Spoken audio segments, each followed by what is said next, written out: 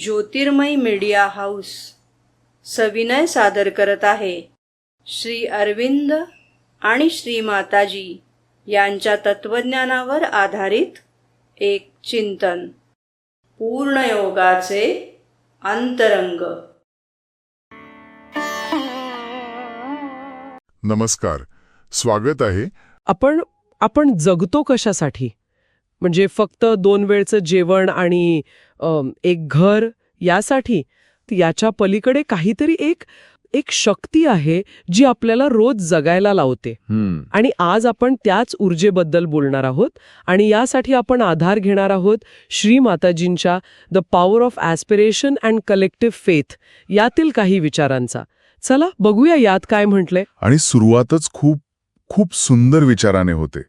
यात असं म्हटलंय की माणसात विचार करण्याची जी शक्ती आली ना, त्यामुळे तो जनावरांसारखं फक्त जगत नाही, त्याच्यात एक आकांक्षा जन्माला येते.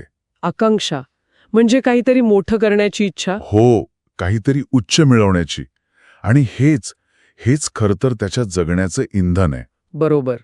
आणि हे फक्त एका व्यक्तीपुरतं नाहीये, बरोबर ना? हाच विचार पुढे जाऊन समूहांना पण लागतो. म्हणजे एखाद्या समाजाची किंवा देशाची ओळख त्यांच्या ध्येयांवरून ठरते. हो, त्यांची सर्वोच्च आकांक्षा काय आहे यावरून. हे अगदी सोपं उदाहरण द्यायचं झालं तर एखाद्या क्रिकेट टीमच्या फॅन्ससारखं आहे. म्हणजे हजारो लोक एकाच टीमला पाठिंबा देतात, पण प्रत्येकाचं त्या टीमशी नातं वेगळं असतं, हो ना? हो, आवडते खेळाडू वेगळे, आठवणी वेगळ्या. हीच गोष्ट पुढे धर्माच्या बाबतीत मांडलीये, जी खूपच रंजक आहे. हो, तो मुद्दा खरंच खूप महत्वाचा वाटला.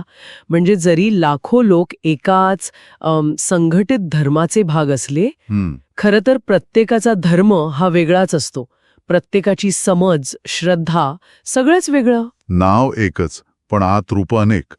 याचं कारण पण खूप साधं दिलंय की स्वतंत्रपणे विचार करून स्वतःचा मार्ग बनवणारे लोक खूप कमी असतात. खूप कमी. त्यामुळे मग काय सोपं आहे तर एखाद्या प्रस्थापित मार्गावर चालणं, त्या ग्रुपचा भाग होणं. म्हणजे एक प्रकारचं सेफ्टी नेट. बरोबर. सोशल मीडियासारखं आहे हे. अच्छा, कसं? प्लॅटफॉर्म एकच, पण प्रत्येकाची फीड, वापरण्याची पद्धत सगळं वेगळं. तसंच काहीसं धर्माचं आहे. पण मग यात एक धोका पण आहे ना? म्हणजे स्वतःची स्वतंत्र विचार करण्याची क्षमता कमी होण्याचा. धोका तर आहेच, पण ह्या सगळ्याच्या मुळाची एक खूप मूलभूत भावना आहे जी माणसाला टिकून ठेवते. आणि ती कोणती? ती म्हणजे आशा.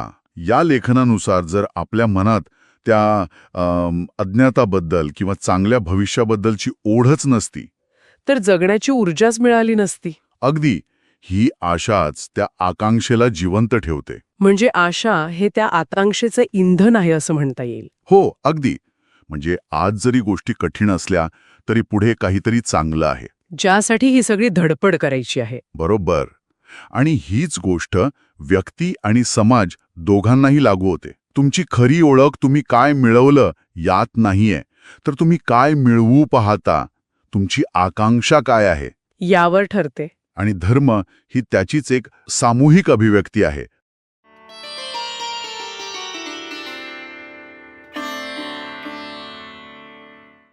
धन्यवाद. उद्या पुन्हा भेटूया आपल्या ऑरो मराठी चॅनलवर.